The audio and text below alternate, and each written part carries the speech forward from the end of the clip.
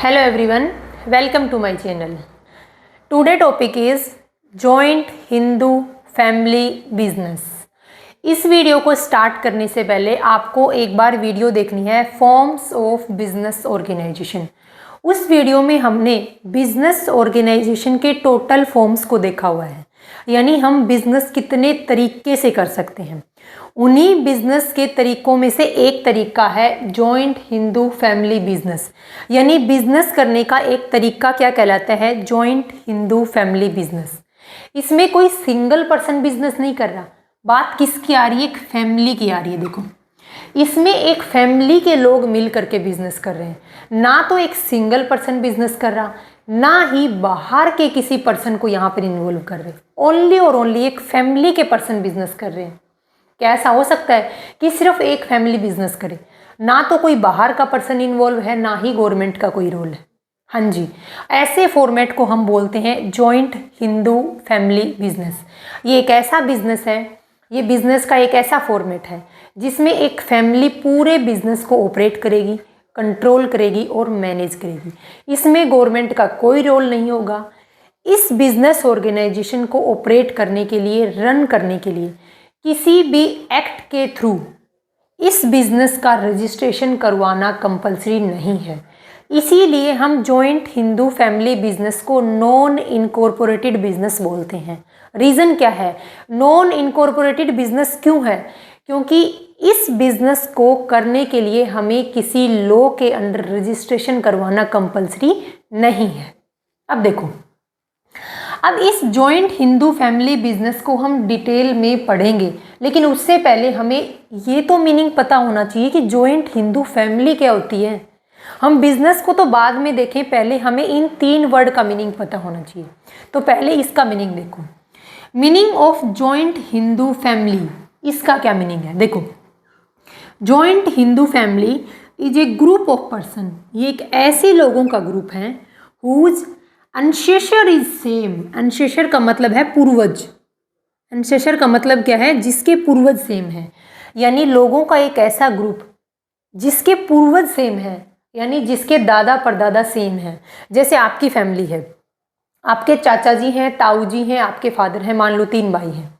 तीनों भाई मिलकर के अगर कोई बिजनेस कर रहे हैं, ये ध्यान रहे उनके पूर्वज सेम रहने चाहिए। आपके दादाजी तो तीनों भाइयों के फादर हैं। तो क्या बोला गया है कि लोगों का एक ऐसा ग्रुप जिसके पूर्वज सेम होना चाहिए, उनको क्या बोलते हैं, जॉइंट हिंदू फैमिली बोलते हैं। अब देखो, इसमें मैंने एक पॉइंट लिखा है कि इसमें अनमैरिड डॉटर और वाइफ भी इंक्लूड है। ये कब से हुआ है, ये हिंदू सक्सेशन एक्ट में 2005 में एक अमेंडमेंट हुआ था, यानी 2005 के बाद अनमैरिड डॉटर को और वाइफ दोनों को इंक्लूड करने लगे हैं, किसमें, जॉइंट हिंदू फैमिली में। 2005 से पहले ना तो unmarried daughter joint Hindu family business का पार्ट हो सकती थी, और ना ही wife joint Hindu family business का पार्ट हो सकती थी, यानी इन दोनों को बाहर रखा गया था। तो क्वेश्चन बन सकता है कि 2005 के बाद अनमैरिड डॉटर और वाइफ दोनों जॉइंट हिंदू फैमिली बिजनेस का पार्ट बन सकती है। अब देखो, अब joint Hindu family business is based on 2 fact. Joint Hindu जो फैमिली है वो 2 फैक्ट के ऊपर बेस्ड है। दोनों फैक्ट ध्यान रखना है, इंपॉर्टेंट है। सबसे पहला है को पार्सनरी और दूसरा है कॉमन प्रॉपर्टी। को पार्सनरी का मतलब क्या है, सहभागी उत्तराधिकार। देखो, आपके दादाजी की जो प्रॉपर्टी है उसमें आपके फादर, आपके अंकल और आपके ताऊ जी, इन तीनों की आपके दादाजी की जो प्रॉपर्टी के उत्तराधिकार कौन है, तीनों हैं। मान लो आपके फादर हैं, आपके फादर के मान लो 2 बच्चे हैं, तो 2 बच्चों में आपके फादर की सारी प्रॉपर्टी पर कौन उत्तराधिकार है, आपके वो दोनों बच्चे उत्तराधिकार है। तो को पार्सनरी का मतलब है उत्तराधिकार या फिर सहभागी, और कॉमन प्रॉपर्टी का मतलब है कि एक प्रॉपर्टी, कॉमन प्रॉपर्टी यानी जो सबकी, मान लो आपके फादर, अंकल और ताऊ जी 3 हैं, तीनों मिल करके बिजनेस कर रहे हैं, जॉइंट हिंदू फैमिली बिजनेस। इनके पास जितनी भी प्रॉपर्टी है, चाहे वो प्रॉपर्टी इनको दादा परदादा से मिली हो, चाहे वो प्रॉपर्टी इन्होंने खुद ने बनाई हो, लेकिन हिस्सा सबका बराबर होगा, सबका कॉमन होगा। प्रॉपर्टी सबकी कॉमन होगी। ये नहीं कि ये बोला जाए कि आपके ताऊ जी की प्रॉपर्टी ये है, आपके चाचा जी की प्रॉपर्टी है, नहीं, सबका कॉमन हिस्सा होगा। वापस से बताती हूँ, जॉइंट हिंदू फैमिली क्या है? एक ऐसी फैमिली, एक ऐसा ग्रुप ऑफ पर्सन जिनके पूर्वज सेम हो, ठीक है।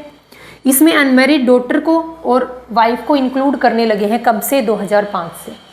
उसके बाद जॉइंट हिंदू फैमिली 2 फैक्ट के ऊपर बेस है। ये दोनों फैक्ट ध्यान रखने हैं आपको। पहला है को पार्टनरी यानी उत्तराधिकार होना चाहिए, दूसरा कॉमन प्रॉपर्टी होनी चाहिए। ये नहीं कि आपके चाचा जी जॉइंट हिंदू फैमिली बिजनेस में इन्वॉल्व हैं लेकिन अपनी अलग प्रॉपर्टी बना रहे हैं, नहीं, ऐसा नहीं होगा। सबसे पहले मीनिंग देखो, को पार्टनरी का मतलब क्या है, उत्तराधिकार का मतलब क्या है? Common ownership in the ancestral property. आपके दादा परदादा की जो प्रॉपर्टी है ये क्या है? एंसेस्ट्रल प्रॉपर्टी का मतलब है पैतृक संपत्ति। एंसेस्ट्रल प्रॉपर्टी का मतलब है पैतृक संपत्ति, और उस पैतृक संपत्ति के ऊपर कॉमन ओनरशिप होगी। आपके दादा परदादा की जो प्रॉपर्टी है उसके ऊपर आपके फादर, आपके अंकल और ताऊजी, इन तीनों का इक्वल हिस्सा होगा, यानी तीनों क्या है? बराबर के भागीदार होंगे, ठीक है। It is create by law, not any contract. Joint Hindu जो फैमिली बनी है वो एक लॉ के थ्रू बनी है, ना कि कॉन्ट्रैक्ट के थ्रू। ये नहीं कि आपके ताऊजी, पापा जी और चाचा जी ने मिलकर के कॉन्ट्रैक्ट कर लिया कि हम बिजनेस करेंगे, नहीं। कॉन्ट्रैक्ट से कभी भी जॉइंट हिंदू फैमिली बिजनेस नहीं बनता। वो किससे बनता है? एक लॉ के थ्रू बनता है। और लॉ कौन सा अप्लाई होता है? Hindu succession act. हालांकि जॉइंट हिंदू फैमिली बिजनेस को इस हिंदू सक्सेशन एक्ट के अंदर रजिस्ट्रेशन करवाना कंपलसरी नहीं है। रीज़न क्या है? क्यों? क्योंकि जॉइंट हिंदू फैमिली बिजनेस एक नॉन इनकॉर्पोरेटेड बिजनेस है, और नॉन इनकॉर्पोरेटेड बिजनेस वो बिजनेस हैं जिनको किसी भी लॉ के अंडर रजिस्ट्रेशन करवाना कंपलसरी नहीं है। बट प्रोविज़न किसके अप्लाई होते हैं? इसी हिंदू सक्सेशन एक्ट के प्रोविज़न अप्लाई होते हैं। सेकंड क्या है? Get right immediate after birth. आपको देखो, आपको राइट मिल गया। आपकी जो एंसेस्ट्रल प्रॉपर्टी थी, आपकी जो पैतृक संपत्ति थी आपके दादा परदादा की, उस दादा परदादा की संपत्ति पर आपको आपका अधिकार कब हो जाएगा? जैसे ही आपका जन्म होगा। जैसे मान लो अपनी जो फैमिली हो है, जॉइंट फैमिली, उसमें जैसे मान लो किसी छोटे बच्चे का जन्म होता है, लड़के का जन्म हुआ है, उस लड़के को क्या अपने दादा परदादा, अपने पापा की प्रॉपर्टी में हिस्सा नहीं? जैसे ही उसका जन्म होता है ना, उसके जन्म होते ही अपने फादर की प्रॉपर्टी पर उसका हिस्सा आ जाता है। तो ये क्या बोला गया? ये 3 पॉइंट क्या लिखे हैं मैंने? कॉमन, को पार्सनरी यानी उत्तराधिकार। सबसे पहला, जो पैतृक संपत्ति है उस पर बराबर का अधिकार है सभी का। दूसरा, ये लॉ के थ्रू बना है। कभी भी joint Hindu family business contract से नहीं बनता, बल्कि लॉ के according, law Hindu succession act apply होता है। फिर क्या है?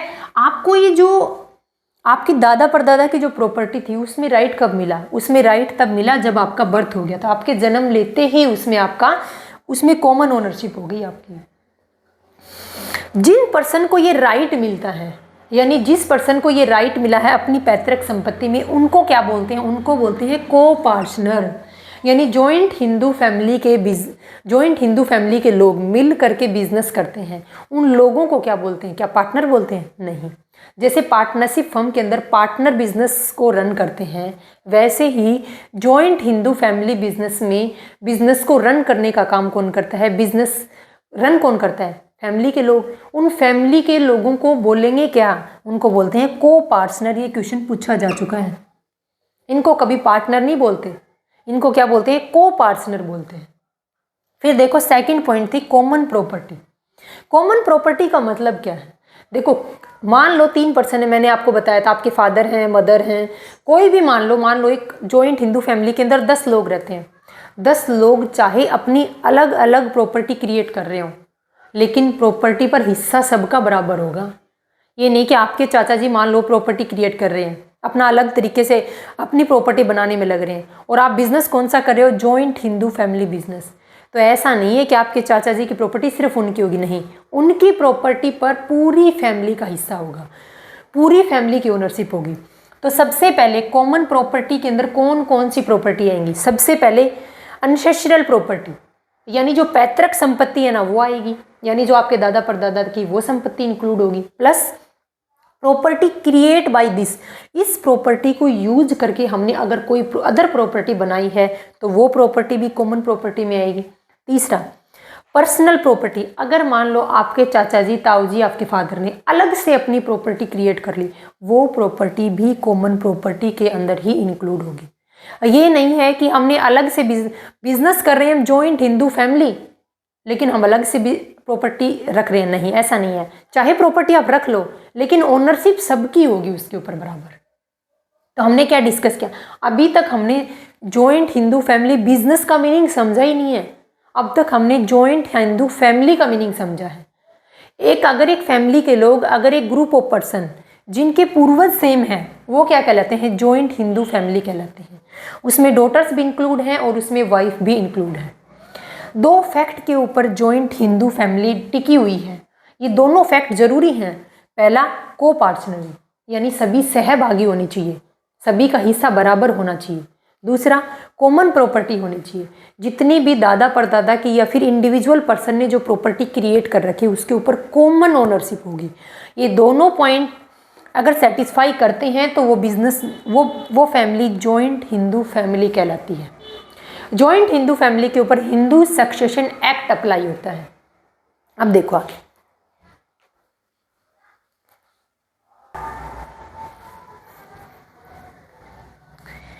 अब देखो जॉइंट हिंदू फैमिली बिजनेस। देखो जॉइंट हिंदू फैमिली बिजनेस क्या है, is run by the people, उन लोगों के द्वारा रन किया जाएगा who belonging to same family, जो सेम फैमिली से बिलोंग रखते हैं, यानी जिनके पूर्वज सेम हैं।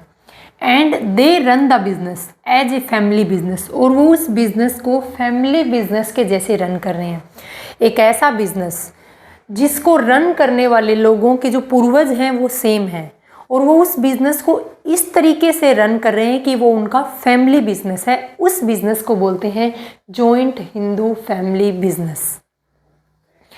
फुल अथॉरिटी ऑफ बिजनेस, इस जॉइंट हिंदू फैमिली बिजनेस की पूरी अथॉरिटी एक सिंगल पर्सन के हाथ में रहती है। जिस पर्सन की एज सबसे ज़्यादा होती है, यानी जो सबसे ज़्यादा बड़ा है, एज में जो सबसे ज़्यादा है, बड़ा है, उसी पर्सन के पास इसकी फुल अथॉरिटी रहती है इस बिज़नेस की। Full authority of business is in the hand of single person, उस पर्सन को क्या बोलते हैं, कर्ता।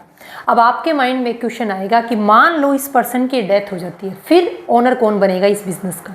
फिर जॉइंट हिंदू फैमिली बिजनेस का ओनर इस पर्सन की डेथ के बाद जो सीनियर पर्सन होगा पूरी फैमिली में, अभी एट प्रेजेंट ये पर्सन सीनियर करता, इसकी डेथ होगी, इसके बाद जो सेकंड सीनियर है एज के अकॉर्डिंग, उस पर्सन को क्या बनाया जाएगा, जॉइंट हिंदू फैमिली बिजनेस का कर्ता। तो जो पॉइंट यहाँ लिखा है कि जिस पर्सन के हाथ में जॉइंट हिंदू फैमिली बिजनेस की फुल अथॉरिटी रहती है उस पर्सन को कर्ता बोलते हैं, और इस पर्सन की लायबिलिटी अनलिमिटेड होती है। इसमें सिर्फ एक सिंगल पर्सन, सिर्फ कर्ता की लायबिलिटी अनलिमिटेड है, बाकी जितने भी लोग बच गए उन सबकी लायबिलिटी लिमिटेड होती है, ये ध्यान रखना आपको। Other member of joint Hindu family is called, single पर देखो सबसे जो सीनियर पर्सन है उसको कर्ता बनाया गया जिसकी लायबिलिटी अनलिमिटेड है, ठीक है। बाकी जो पर्सन है, बाकी जॉइंट हिंदू फैमिली में जो भी लोग बच गए जो बिजनेस को रन कर रहे हैं, जो बिजनेस में काम कर रहे हैं, उन लोगों को क्या बोलते हैं, उनको बोलते हैं को पार्टनर। ये क्वेश्चन पूछा जा चुका है, ध्यान रखना। उनको क्या बोलते हैं, को पार्टनर बोलते हैं। और उनकी लायबिलिटी क्या होती है, उनकी लायबिलिटी लिमिटेड होती है। ओनली देखो ये जो को पार्टनर है ये क्या पूछ सकते हैं, क्या ये को पार्टनर इस कर्ता से कोई बहस कर सकते हैं कि कितना प्रॉफिट हो रहा है, कितना लॉस हो रहा है, नहीं। अब नॉर्मल मान के चलो आपके दादाजी हैं परिवार में, आजकल तो बच्चे शर्म नहीं करते, पहले क्या थे, पहले दादाजी से, पापा से, ताऊ जी से बोलने की हिम्मत नहीं होती थी बच्चों की। तो क्या वो उनसे ये पूछ सकते हैं कि आप कितने, आप अपने फादर से मान लो, अब तो चलो फिर भी ज़माना चेंज हो गया है, पहले क्या ऐसा पूछते थे कि पापा जी बताओ आपकी इनकम कितनी है, कि कितने रुपए कमा रहे हो, बताओ मेरे को हिसाब दो, क्या देते थे। हालांकि आज भी कुछ फैमिलीज ऐसी हैं जिसमें ये गैप है कि मतलब फादर क्या कर रहे हैं, कितना पैसा कहाँ से क्या कमा रहे हैं, हम कुछ नहीं पूछते। तो क्या ये को पार्टनर इस कर्ता से ये क्वेश्चन उठा सकते हैं क्या कि कितना बिजनेस में प्रॉफिट हुआ, कितना लॉस हुआ, आप क्या कर रहे हो, क्या नहीं कर रहे, नहीं। ये कुछ भी नहीं पूछ सकते, ये को पर्सनल, सिर्फ और सिर्फ क्या पूछ सकते हैं, ओनली आस्क, सिर्फ ये पूछ सकते हैं for the division of ancestral property, यानी जो पैतृक संपत्ति है ना, अनएसेसरियल जो प्रॉपर्टी है, जो पैतृक संपत्ति है, उसके डिवीजन के बारे में सिर्फ ये क्वेश्चन उठा सकते हैं, और इससे ज़्यादा ये कोई भी क्वेश्चन उठा नहीं सकते। ठीक है, ये इतना समझ आया आपको। अब देखो next, two condition for existence of joint Hindu family business, यानी जॉइंट हिंदू फैमिली बिजनेस को करने के लिए आपको 2 इंपॉर्टेंट पॉइंट जरूरी हैं, तभी वो बिजनेस ऑपरेट हो सकता है। पहला, मिनिमम 2 मेल मेंबर, कम से कम जॉइंट हिंदू फैमिली के अंदर अगर 2 मेल मेंबर हैं तो ही वो जॉइंट हिंदू फैमिली बिजनेस कर सकते हैं। Second, existence of same ancestral property, उनके पास क्या है, उनके पास पैतृक संपत्ति सेम है, यानी उनके पूर्वज सेम होने चाहिए, उनके पूर्वज सेम होने चाहिए, और कम से कम जॉइंट हिंदू फैमिली में 2 मेल मेंबर होने चाहिए, तभी वो जॉइंट हिंदू फैमिली बिजनेस कर सकती है। देख समझ आया यहाँ से। देखो नेक्स्ट स्लाइड,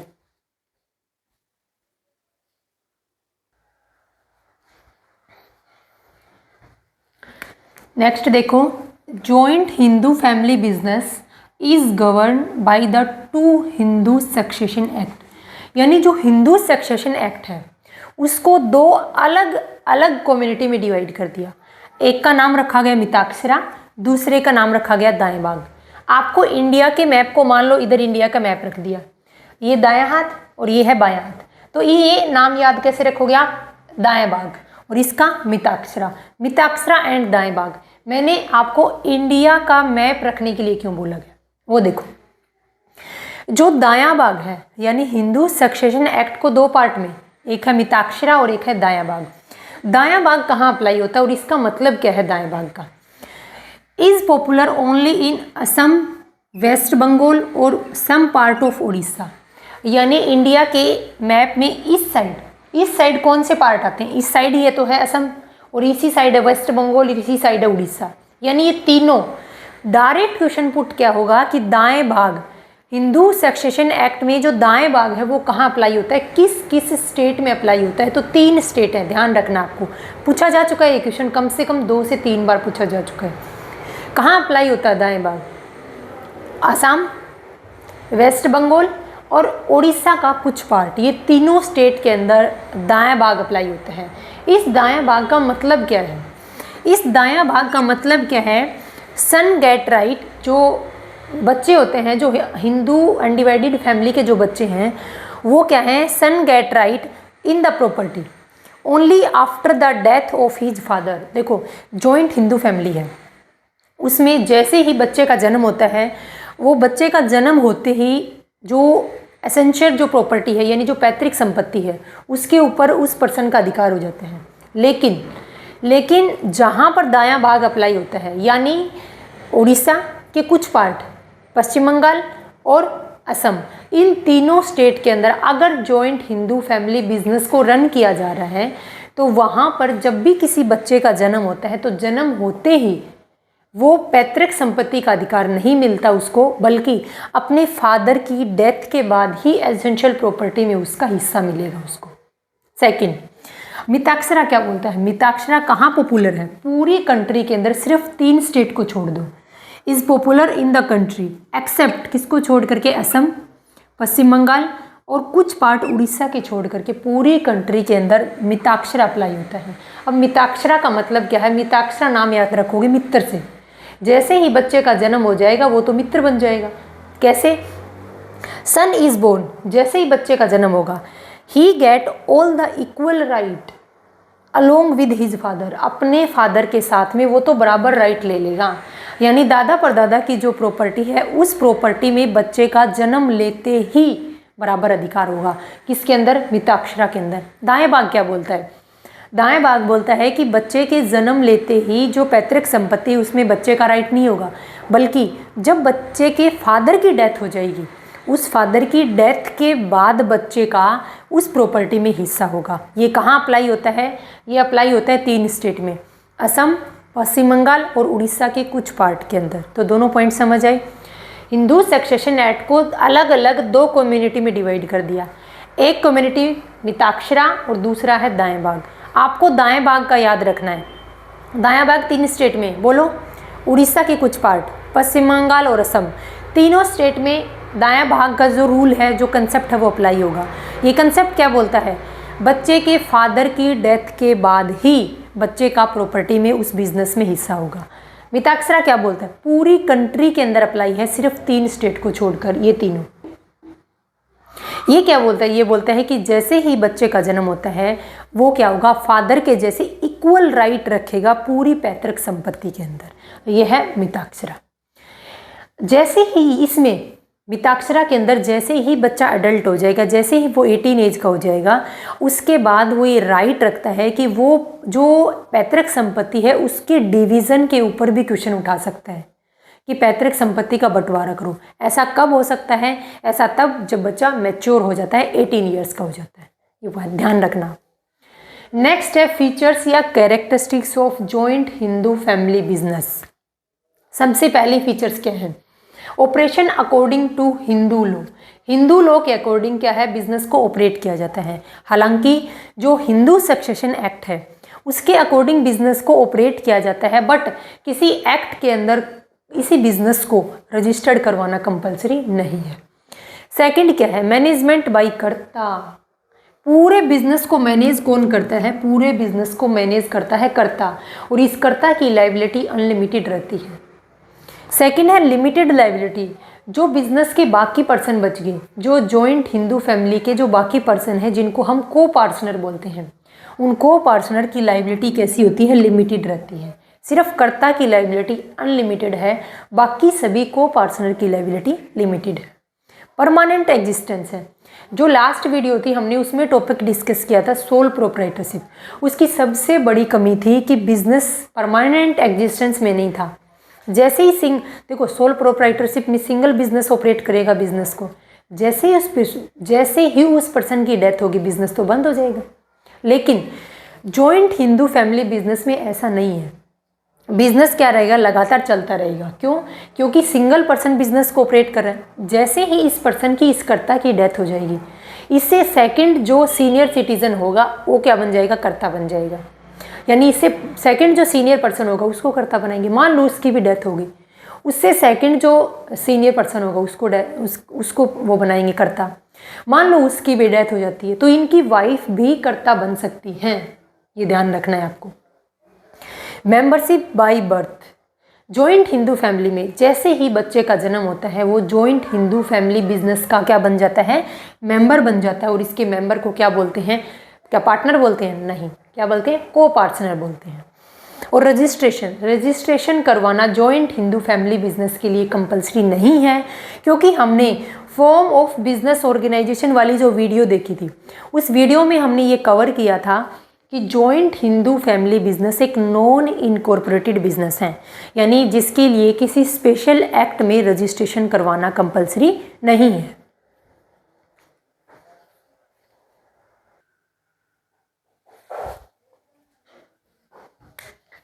नेक्स्ट टॉपिक अपने पास merits of joint Hindu family business, यानी क्या फ़ायदे हैं सिर्फ अगर एक फैमिली मिल करके बिजनेस करे।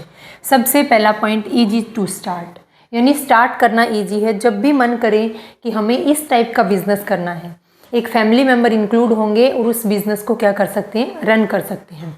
यानी बाहर से किसी अदर पर्सन की रिक्वायरमेंट नहीं है, किसी टाइप के कोई रजिस्ट्रेशन की रिक्वायरमेंट नहीं है, तो जब भी चाहें बिज़नेस को रन कर सकते हैं, स्टार्ट कर सकते हैं। सेकंड है सीक्रेसी।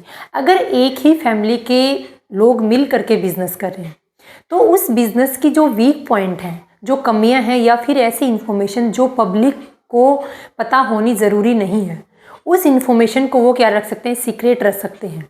जैसे मान लो कोई डिविडेंड डिक्लेयर करना है, मान लो किसी साल प्रॉफिट नहीं हो रहा जॉइंट हिंदू फैमिली बिजनेस में, तो ज़रूरी नहीं है कि ये इन्फॉर्मेशन पब्लिक में दें। क्यों? क्योंकि एक फैमिली के लोग मिल करके बिजनेस कर रहे हैं तो इस बात को सीक्रेट भी रख सकते हैं। थर्ड है direct contract with customer. Customer के साथ डायरेक्ट कॉन्ट्रैक्ट रहता है।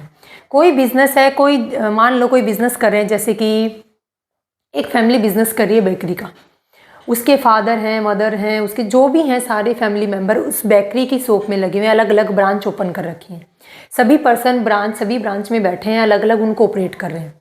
तो कस्टमर से क्या है, कस्टमर से फैमिली के मेंबर का डायरेक्ट कांटेक्ट हो रहा है। कस्टमर को किस चीज़ की नीड है, अगर वैरायटी में अप डाउन करने की रिक्वायरमेंट है तो वो क्या है, वो डायरेक्ट कस्टमर से कनेक्ट होते हैं, कस्टमर से डायरेक्ट पूछ सकते हैं कि आपको किस चीज़ की नीड है, कि आपको इस मटेरियल में कितनी और चेंज करने की रिक्वायरमेंट है। तो कस्टमर से वो क्या है, डायरेक्ट कनेक्ट हैं, तो वो कस्टमर की जो आज की चॉइस है उनकी, वो उसके बारे में डायरेक्ट पूछ सकते हैं।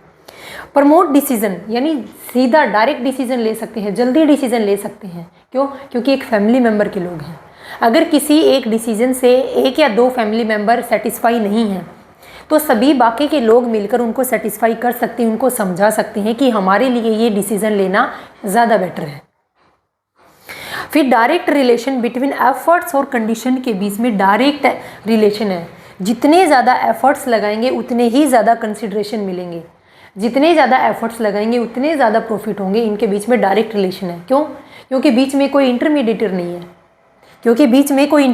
नहीं है, क्योंकि ये डायरेक्ट इनका कस्टमर से कॉन्ट्रैक्ट है। अगर कोई इंटरमीडिएटर होगा तो बीच में खुद का भी कमीशन खाएगा। बट यहाँ पर क्या है कि जितने ज़्यादा एफर्ट्स लगेंगे उतने ही ज़्यादा कंसिडरेशन मिलेंगे, जितने ही ज़्यादा प्रॉफिट मिलेंगे। एडवांटेज ऑफ इनहेरिटेबल क्वालिटी का एडवांटेज मिलता है। कैसे? मान ले आपको आपके दादाजी की शॉप है, आपके दादाजी की इमेज काफ़ी अच्छी है, उनका अपना शोरूम है, मान लो बेकरी की शॉप है, चलो उनकी बेकरी की शॉप है, काफ़ी सालों से, मान लो पिछले 70 सालों से चल रही है आपके दादाजी की शॉप। अब उन्होंने एक नाम कमा रखा है बिजनेस में, उन्होंने मार्केट में एक नाम कमा रखा है। दादाजी के नाम से क्या है, उनकी बेकरी की जो शॉप है उनके नाम से चीज़ें बिकती हैं। क्या है, लोगों के मन में एक विश्वास बना रखा है। वही बिजनेस आपके फादर को हैंड ओवर कर दिया, वही बिजनेस आपके फादर ने आपको हैंड ओवर कर दिया। तो वो बिजनेस क्या है, वो जो इनहेरिटेबल, जो बनी बनाई क्वालिटी है, जो बनी बनाई इमेज है, उसका फ़ायदा मिल रहा है आपको इसमें जॉइंट हिंदू फैमिली बिजनेस के अंदर। ये हैं जॉइंट हिंदू फैमिली बिजनेस के कुछ फ़ायदे। अब देखो, अगर फ़ायदे हैं तो नुकसान भी हैं। नुकसान क्या है? एक फैमिली बिजनेस कर रही है, पैसे की कमी है। एक फैमिली बिजनेस कर रही है, एक सिंगल पर्सन पूरे बिजनेस को ऑपरेट कर रहा है, तो स्किल की कमी है। तो ऐसी कुछ कमियां देखो। सबसे पहले लिमिटेड रिसोर्स है। एक फैमिली कितना ही पैसा लगा सकती है बिजनेस में। फैमिली लिमिटेड फाइनेंस, जो रिसोर्स, फाइनेंस के रिसोर्स तो लिमिटेड है एक फैमिली के पास में। सबसे पहले फाइनेंस लिमिटेड है। दूसरा, डोमिनेंस ऑफ कर्ता, सारे डिसीजन ये कर्ता लेते हैं। ये कर्ता इस जॉइंट हिंदू फैमिली बिजनेस में डॉन बना रहता है। जो भी फाइनल डिसीजन लेगा ये कर्ता लेगा। तो ये क्या है, ये डोमिनेंस रहता है। बाकी जो फैमिली मेम्बर्स हो गई, बाकी जो को पार्टनर हैं, वो उनके जो डिसीजन, उनकी कोई वैल्यू नहीं है। ये कमी है एक। इससे क्या है, इससे जो को पार्टनर है वो डीमोटिवेट होते हैं कि हमारे जो डिसीजन, उनकी कोई वैल्यू नहीं है। ये पर्सन जो करता है, वो डिसीजन ले रहा है, वो फाइनल है। फिर क्या है, लिमिटेड मैनेजरियल स्किल है। अगर एक पर्सन डिसीजन ले रहा है तो उसके अंदर स्किल भी तो लिमिटेड है। उसको हर सेक्टर की स्किल कैसे हो सकती है एक पर्सन में? तो उस पर्सन के अंदर स्किल लिमिटेड है। Lake of cooperation from members, member के बीच में कोऑपरेशन नहीं है। एक सिंगल पर्सन बिजनेस को ऑपरेट कर रहा है, बाकी जो को पार्टनर हैं उनके बीच में क्या है, उनको क्या करता है, उनको फाइनल डिसीजन में इंक्लूड करता है? नहीं करता शामिल। तो कमी है किस चीज़ की? कोऑपरेशन की कमी है। बाकी मेंबर्स में कोऑपरेट नहीं कर पाते बाकी मेंबर। क्यों? क्योंकि कर्ता डिसीजन लेता है अपने बेस पर। बाकी क्या कर रहे हैं, क्या नहीं कर रहे, बिजनेस में क्या चल रहा है, क्या नहीं चल रहा, कर्ता डिसाइड करेगा बस, बाकी लोगों का कोई लेना देना नहीं है। तो ये कुछ कमियां हैं। सबसे बड़ी कमी है पैसे की, फाइनेंस की। सेकंड कमी है स्किल की। थर्ड कमी है ये कर्ता डोमिनेंट बना रहता है। इसकी वजह से क्या रहता है, सभी जो अदर मेंबर, जो अदर को पार्टनर हैं, उनके बीच में कोऑर्डिनेशन नहीं बन पाता। वो क्या है, इनके जो डिसीजन हैं, इनकी जो राय है, इनके जो आइडिया है, उनकी कोई वैल्यू नहीं है। तो ये क्या है, जॉइंट हिंदू फैमिली बिजनेस के कुछ लिमिटेशन है और कुछ उसकी मेरिट्स हैं। तो ये अपना जॉइंट हिंदू फैमिली बिजनेस जो बिजनेस ऑर्गेनाइजेशन का एक फॉर्म है, यानी बिजनेस करने का एक तरीका है। और ये कौन सा तरीका है? जॉइंट हिंदू फैमिली बिजनेस एक नॉन इनकॉर्पोरेटेड बिजनेस है, यानी जिसको बनाने के लिए, इस बिज़नेस को रन करने के लिए किसी भी लॉ के अंदर रजिस्ट्रेशन करवाना कंपलसरी नहीं है। तो ये अपना टॉपिक फिनिश होता है। Thank you.